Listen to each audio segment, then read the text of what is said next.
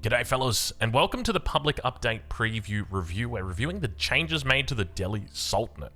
In this video, we're going to be having a look, going through each of the changes that are made, and then after we've done that, I'm going to be going through and giving you my thoughts, my feedback, and the potential opportunities that are available for us to use these technologies. Now, the PUP, the public update preview, releases on the 17th of January, so I don't know whether when this video goes live, the release will have occurred, but I know that it's going to be imminent.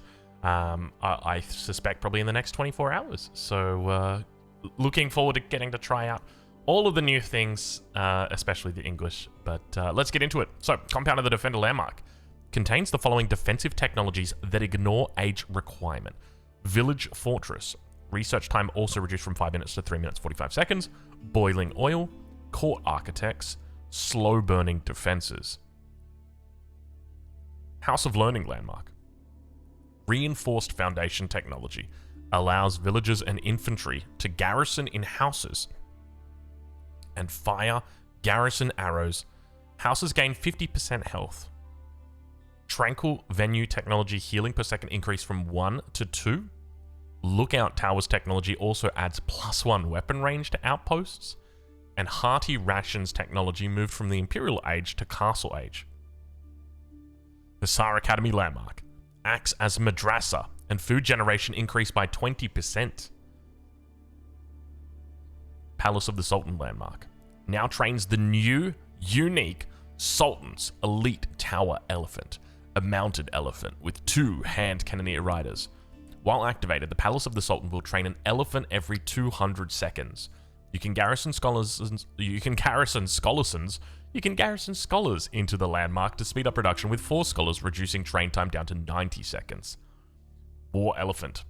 Looks like it's been completely rebalanced. It is now a much cheaper War Elephant. One third of the food cost. 50 gold less. Health has been massively tanked. 850 health. Armor is now increased from 4/2 to 4/5. Okay, that's looking a bit better. Tusk damage increased from 30 to 50. Spear damage increased from 20 to 25. And Tusk siege damage gains 100 versus buildings. I don't know how I feel about this. Okay, I'll let you know how I feel about it after. Tower Elephant, Tusk damage gains 50 versus buildings. Armored Beasts technology now grants War Elephants plus 25% HP and 4 ranged armor. There it is, dude. There it is. Siege Elephants. Technology renamed to Howders. In addition to equipping Tower Elephants with crossbows, grants 30% HP and 4 ranged armor. Oh, that's War Elephants. Okay, and that's Tower Elephants. Got it. Fixed an issue where fishing ships would not benefit from range damage blacksmith upgrades. Fixed Lookout Tower technology not affecting outposts built after researching the technology. And Zeal technology now adds a glow to affected units. Buff effect no longer stacks. Fixed a bug where buff was given much less attack speed than intended. And scholars which are garrisoned in a mosque will now have their automatic healing ability toggled on when leaving the hold. Alright, well, we got some changes to talk about, don't we? So, Village Fortress, for anybody who doesn't know, is the technology. Well, actually, before I get into that, what I should also mention, the Compound of the Defender Landmark at the moment doesn't have any technologies in it. That means that when you build the landmark, you get the reduced cost for your buildings, and that's it. Well, you also get the ability to build certain buildings with your infantry. But that's it. It just kind of sits there, just chills there. It's having a great time. Now it's going to get put to work, because that means that from the very beginning of Castle Age, you can begin researching Village Fortress, which opens up a brand new playstyle for the Delhi Sultanate, and it looks something like this. Just wait. This is Windows 11, so I can assure you I have one of the fastest computers that you can get, money can buy, and it takes like 17 seconds to load Notepad. It would look something like this, okay? You could go... Delhi opening would just be like Fast Castle into Compound of the Defender, so COTD, into Village Fortress, and you literally just spam these bad boys all around the map, because they're 600 stone. Your keeps are 600 stone and they double as town centers. So it's actually cheaper for you to make a town center, or rather a keep. I don't even know why I opened Notepad, by the way. I think we literally spent more time waiting for Notepad to load than I actually spent in Notepad, so that was weird anyway. But it's more expensive for you to make a town center than it is for you to make a keep. So I wouldn't be surprised if we literally see people just making so many keeps all around the map and just using Village Fortress for their villages, because now you can actually, Village Fortress is actually now a viable technology. But in addition to this, you've also got access to boiling oil. Now remember, it's going to be 3 minutes and 45 seconds. And also this is going to be reduced by the Wi-Fi from the mosque. So that might go down to, say, 2 minutes and 40 seconds or 2 minutes and 30 seconds, something like that. Okay? And previously, before, you would build a keep in the middle of the map and you'd start researching Village Fortress, and it would take the whole 5 minutes because you only had, because you didn't have any Wi-Fi in the middle of the map from the mosque. Because you don't build a mosque in the middle of the map because it's expensive and it's useless, it's not going to do anything there. So now you've gone from 5 minutes to probably close or to under 3 minutes. So this is a huge buff to Village Fortress, which means that on a keep, you could be talking like, okay, we're pulling up Notepad once again. Okay, but you think about this, right? Like age up to castle, and then you need to drop keep. Okay, and how long is it going to take you to drop keep? So if we look at a keep's build time, it is 3 minutes. Obviously, it's not going to take you 3 minutes. It probably takes you like 60 seconds, all right? Let's say 60 seconds to drop a keep. And you're not going to drop it immediately. You're probably going to drop it after like 60 seconds. So let's give it 120 seconds. Okay? So now it's 120 seconds. And then from there, you're then going to research. You're going to be researching your village fortresses, which is going to take you 5 minutes. So that's, let's just do 300 seconds. So you're talking 7 minutes right here before Village Fortress comes online. Now it's age up, immediately research Village Fortress. And that will be at 3 minutes and 45. Plus, on top of that, with Wi-Fi, which means that, you know, we're potentially talking about, you know, 2 minutes and 30 seconds, question mark? Could be super duper quick. And that means that 2 minutes that it takes you to get that Wi-Fi or to get that technology, look at that. There's 120 seconds for you to drop the landmark and to get the stone for it. And there's the 2 minutes 30. You literally have your first keep now coming up. So you've gone from 7 minutes to 30 seconds. So you're only waiting 30 seconds. I guess technically you're going from 300 seconds to 30 seconds. So how many villages can you make in 300 seconds? It takes 20 seconds to build a villager, which means that you can make 15 villages in 300 seconds. So this is a 13.5 villager buff to a single keep being built in the castle age as the Delhi immediately when they age up, which is huge. That's so big. That's so massive. And this really opens a new way of play for the Delhi, this single change just here. In addition to that, you've also got boiling oil, which will be affected by the Wi-Fi, so we're going to do that. But most importantly, we're going to be going for Court Architects. Court Architects is our increase in building health.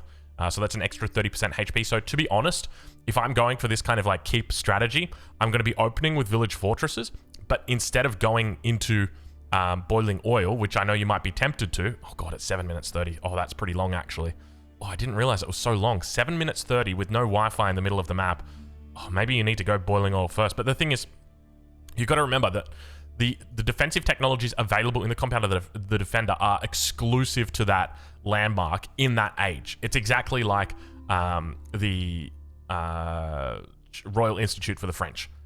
So even though like you can't make a university in the castle age as the French, but you can still get royal bloodlines. So you don't have access to slow burning defenses and you don't have access to court architects. But at the same time, boiling oil is such a good tech that you really want that kind of early. But the thing is, like, you would take boiling oil before you take slow burning defenses. Actually, would you? Actually, would you? Actually, oh, Hold on. Oh my lord. Okay, so you can get slow burning defenses. Are we going to be seeing people like tower rushing as the Delhi, Dark Age spears, walling their stuff in, sitting inside their stupid little outposts, fortifying the outposts, going fast castle, researching slow burning defenses? It's like it's going to be its own little mini keep anyway, because it's going to have 10 fire armor.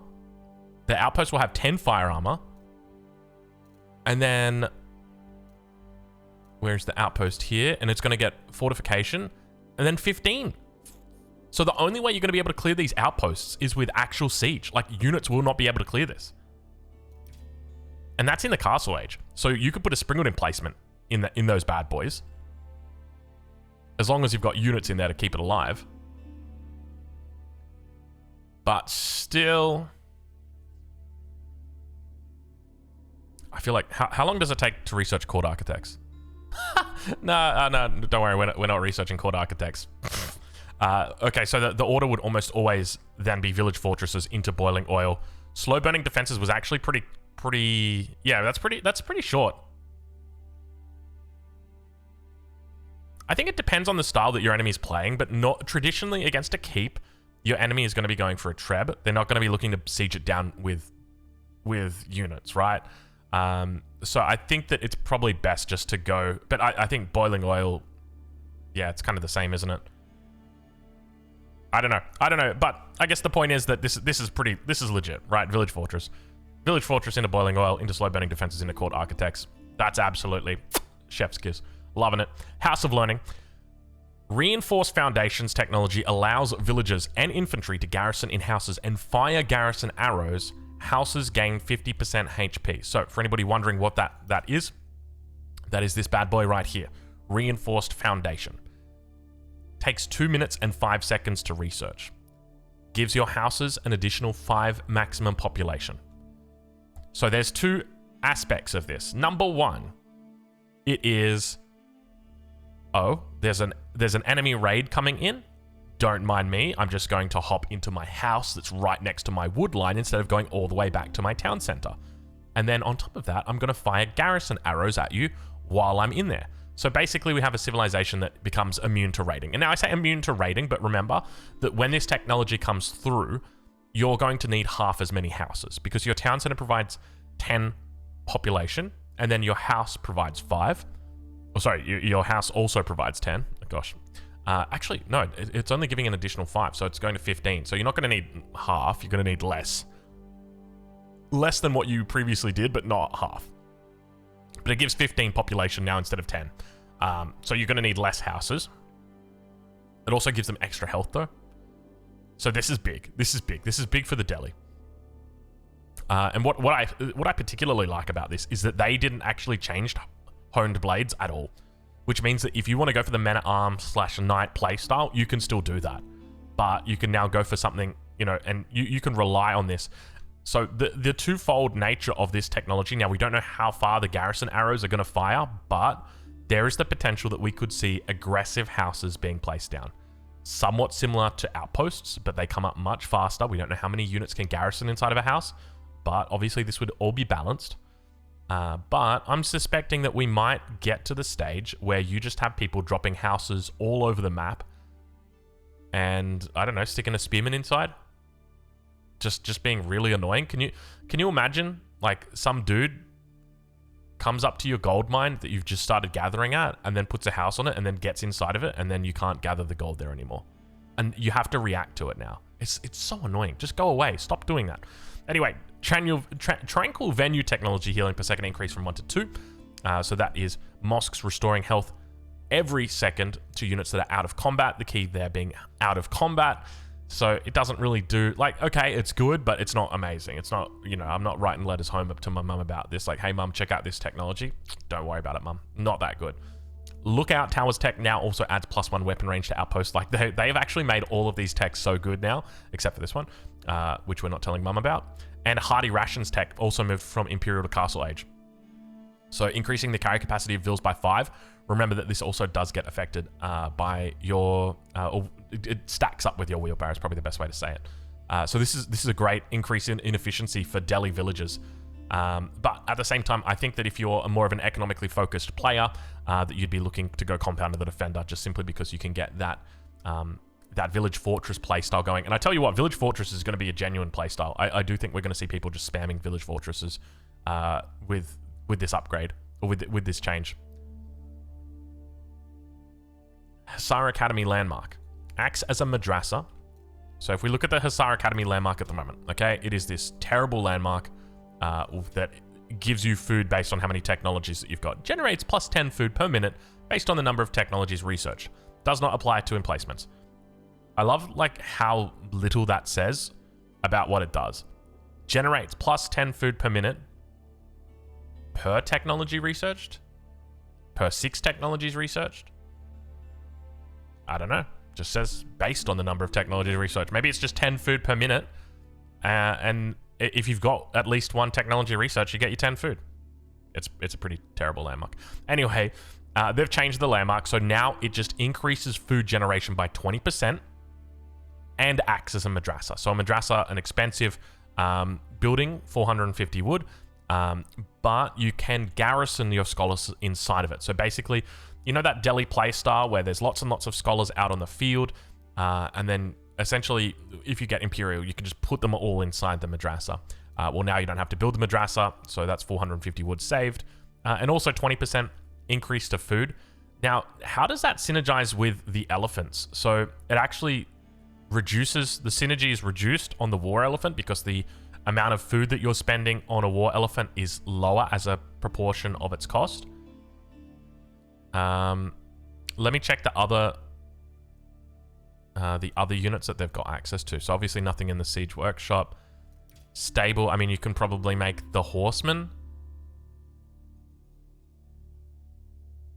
Dude, I'm not kidding you. There's a screw loose in my PC somewhere or something, and it sounds like someone with a glass with ice in the glass. And they're moving the glass, and every time I hear it, it freaks me out because it's the exact same sound as that. So I think like someone's in the room with me drinking, like drinking something behind me. That's freaky. Anyway, I should probably look into that and get it fixed. I tried moving around my computers and I couldn't hear or find anything. So I don't know. It seems to happen really in short amounts. Anyway, crossbow's probably an option. Tower Elephant, definitely not. Hand Cannoneer, no, it's not. Archer, not really. It's too wood heavy. And then we go down to the barracks, which I think both units are an option. So what synergies do we have there? So if we're going like full barracks as well as horsemen, like horsemen, spearmen at arms isn't terrible. And you can always add in lancers as well. You can throw in crossbows. That's going to give you that extra 20%, or like that's going to give you value on that extra 20%, but still, I mean, 20% food generation is probably better than anything else. Like, you wouldn't want 20% wood generation, would you? Like, I'd be laughing if it was 20% wood generation. And if it was 20% gold generation, I'd be like, bro, the Mongols literally have 50% gold, and it's a fucking age earlier. So I guess that's one of the ways to think about it. But you don't have to do anything for this. So this is, you know, arguably a little bit safer. Palace of the Sultan Landmark. So elite tower elephants. So it's a mounted elephant with 2 hand cannoneer riders. And you get 1 every 90 seconds. It remains to be seen the statistics of this. Oh, it trains the new unique Sultan's elite tower elephant. So yeah, my suspicion is this is still going to be the go-to landmark. You normally don't have an issue with food in the late game. Obviously, your farms are infinite in the first place. Obviously, it's nice, and maybe this kind of synergizes well with maybe this does synergize well with like a village fortress playstyle, where you just literally spam out so many villages, and then you get the 20% food, and then you just, like, I don't know, you're just popping out units non-stop. Something like that. Just overwhelming the enemy with trash and men-at-arms. So we don't know what the stats are of this unit, and as a result, we can't really identify the value of this, but I do suspect this probably will be the better landmark to go to, just because it offers more gold if you've got 2 hand cannoneer riders, you can assume it's at least 300 gold that's coming in every 90 seconds, which isn't bad, but it's probably going to be dwarfed by that amount. But yeah, we'll have to wait and see how that goes. War Elephant changes. I don't know how I feel about this. Obviously, they're cheaper now, which is good. So it basically means that you don't have to stack up as many resources. But at the same time, they reduce the food. Like, if they reduce the cost from 600 food, 400 gold to 600 food, 100 gold or 200 gold, I would be like, this is amazing. Like, welcome to the War Elephant era. But now I'm just kind of like, it's still pretty expensive because of that gold. And I don't like that. But it's interesting to see that they've really buffed up the damage. You know, an extra 25% damage. Here's an extra huge amount of damage. Like, what is that? 40% damage? Actually, no, it's more than that. It's like 60% damage, isn't it? 66% damage more. That's pretty big. Remember, it's also got bonuses that apply in here. So I think that they've kind of changed the role of this, right? Like, normally you think of the War Elephant as like this kind of like raid boss, right?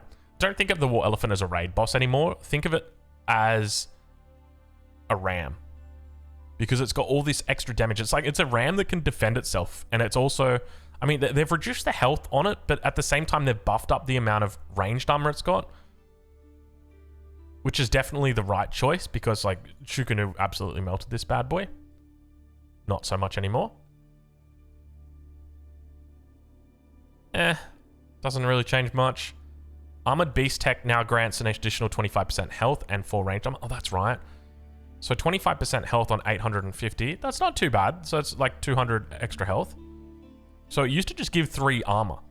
Now it just gives 4 ranged armor, which is good, right? Like, because armor doesn't really mean much. It's more the ranged armor we care about. And then the same technology is also going to apply to tower elephants.